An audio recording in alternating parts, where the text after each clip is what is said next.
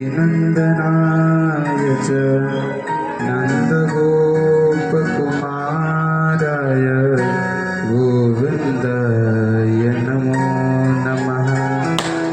गुरुर्ब्रह्मा गुरुर्विष्णु गुरुर्देवो महेश्वर गुरुर्साक्षात् परं ब्रह्म तस्मै श्री गुरुवे नमः। अखण्डानन्दबोधाय शिष्यसन्तापहारिणे सच्चिदानन्दरूपाय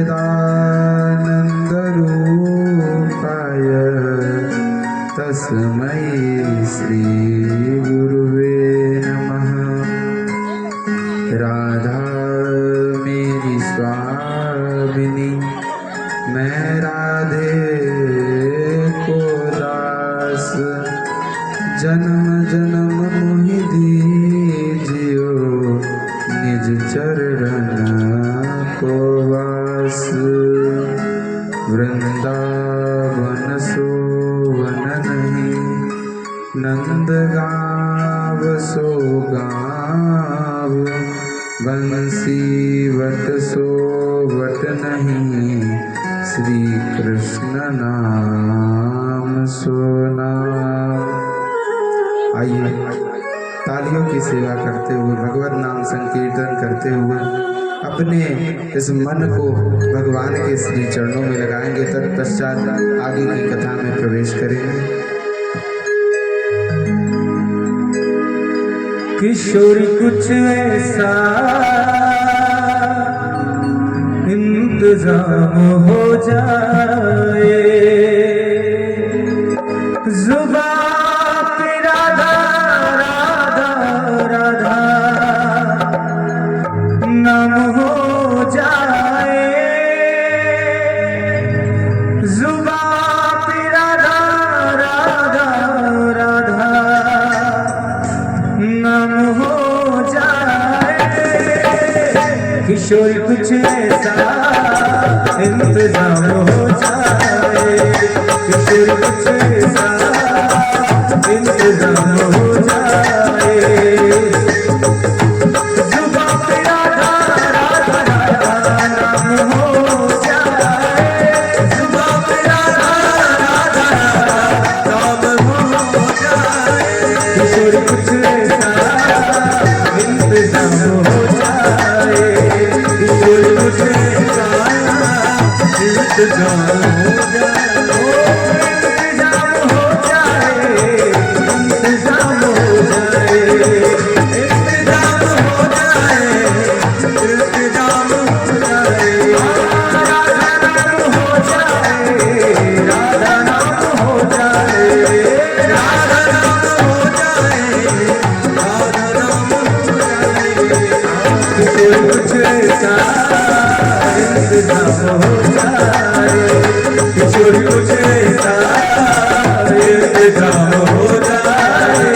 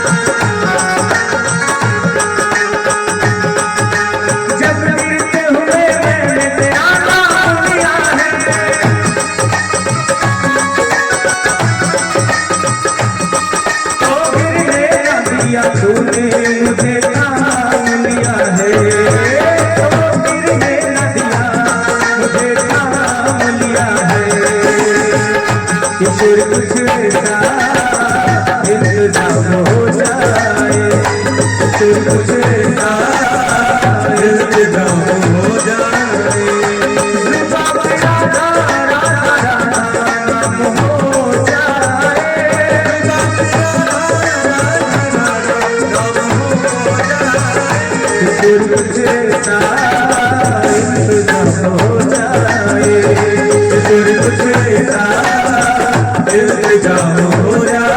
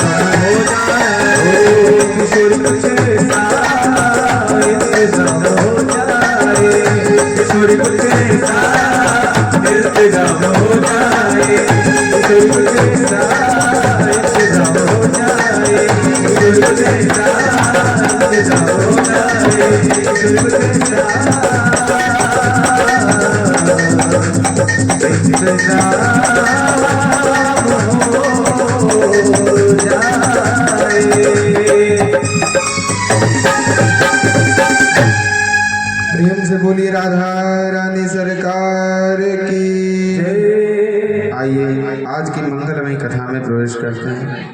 अनंत कोटि ब्रह्मांड नायक परम परात्पर ब्रह्म परमात्मा सर्वशक्तिमान दयालु अजन्मा अनंत निर्विकार सर्वाधार सर्वव्यापक अजर अमर भक्त कल्पद्रुम भक्त प्राणधन भगवान श्री कृष्ण की वांगमयी प्रतिमूर्ति श्रीमद् भागवत महापुराण की कथा रूपी ज्ञान गंगा में अवगाहन हेतु हम सभी श्रद्धा सुमन के साथ सादर समुपस्थित हैं। सर्वप्रथम हम सभी आदि पुरुष भगवान नारायण व्यास जी महाराज सुखदेव जी एवं महामना परीक्षित जी को केसरी चरणों में वंदन करते हुए कथा में प्रवेश करते हैं। जैसा कि कल हम सभी ने गोवर्धन पूजन मनाया था, गोवर्धन पूजन मनाया और आज भगवान श्री कृष्ण और रुक्मणी मैया का विवाह भी है। हमें तो ऐसा दिखाई पड़ रहा है जितने उमंग से आप यहाँ उपस्थित हुए हैं उतने ही उमंग से हमारी प्रकृति भी हमारा साथ दे रही है। ऐसा साथ दिया है प्रकृति ने कि आज की कथा 1 घंटे लेट हो गई पूरी। प्रेम से बोलो राधे राधे। कल हम सभी ने भगवान का गोवर्धन भगवान का पूजन किया था। तत्पश्चात कथा वहीं पर विश्राम हुई थी।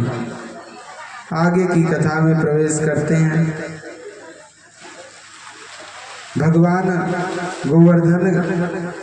कृष्ण ने जब गोवर्धन का पूजन करवा दिया तो इंद्र जी बड़े ही क्रोधित हो गए, और जब क्रोधित हो गए तो भयंकर काली घटाओं के साथ पूरे ब्रजमंडल में वर्षा करने लगे।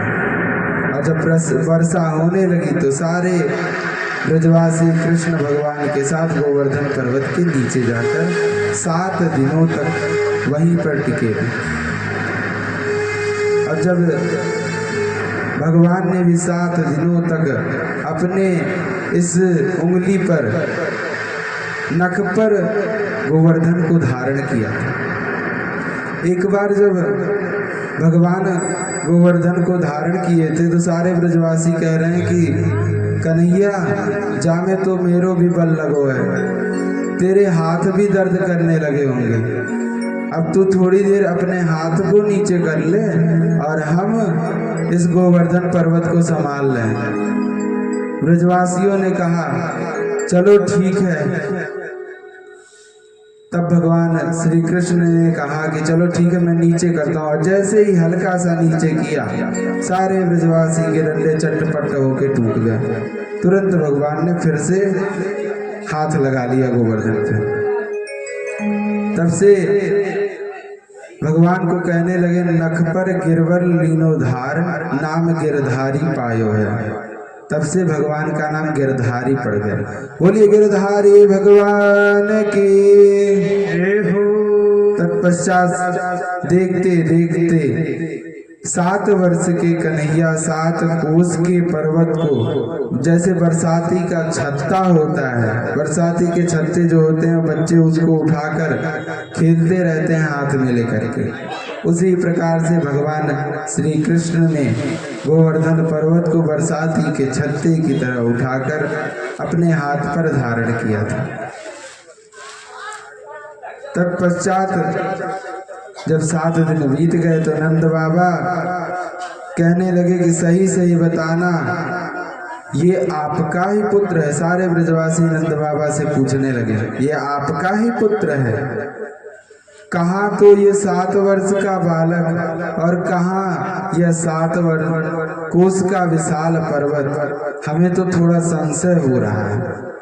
तब नंद बाबा कहते हैं ब्रजवासियों, छोरा तो यह मेरा ही है, किंतु जब गर्गाचार्य जी ने इसका नामकरण संस्कार किया था तब उन्होंने कहा था कि बाबा तेरे लाला में नारायण के समान गुण है। कार्तिक शुक्ल पक्ष की प्रतिपदा को भगवान ने गोवर्धन पूजन किया था। तृतीया से नवमी तक जल वृष्टि हुई। 10वीं को इंद्र आए और 10 श्लोकों में भगवान की स्तुति करने लगे। कहने लगे इंद्र की, हे प्रभु आपका स्वरूप परम शांत है, आपका विशुद्ध सत्व गुण में स्थित है, आप हमेशा विशुद्ध सत्व गुण में स्थित हैं। आप यह प्रपंच तो मोह माया है, यह प्रपंच जो है संसार का, यह सदैव मोह माया है। आपके स्वरूप का ज्ञान न होने से आपसे प्रीति जो हमारी थी वो दूर हो गई थी। आपके स्वरूप का हमें कोई ज्ञान नहीं था। इस प्रकार से इंद्र जी स्तुति करने लगे। तत्पश्चात भगवान कृष्ण कहते हैं मामैश्वर्य श्रीमंदानो दंडपाणिं न पश्यति तम भ्रवस्यामि संपदब्धो यस्य श्रेयानुग्रहम्। कहने भगवान कहते हैं कि हे इंद्र, जो ऐश्वर्य एवं धन संपत्ति के मद में अंधा हो जाता है वह मुझ काल को देख नहीं पाता, वो मेरे काल को कभी देख नहीं पाता। जो सदैव भगवान के अपने इस संसार के धन संपत्ति में अंधा हो जाता है, धन संपत्ति में बच जाता है, वो भगवान की माया को समझ नहीं पाता है। ठीक इसी प्रकार से इंद्र जी भी नहीं समझ पाए उनकी माया को। जिस कहते हैं भगवान कृष्ण की जिस पर मैं कृपा करता हूँ उसके ऐश्वर्य को नष्ट कर देता हूँ। भगवान की जिस पर कृपा होती है उसके पास कभी ऐश्वर्य नहीं होगा। 27वें अध्याय में भगवान के द्वारा नंद बाबा को वरुण लोक से बचाया गया।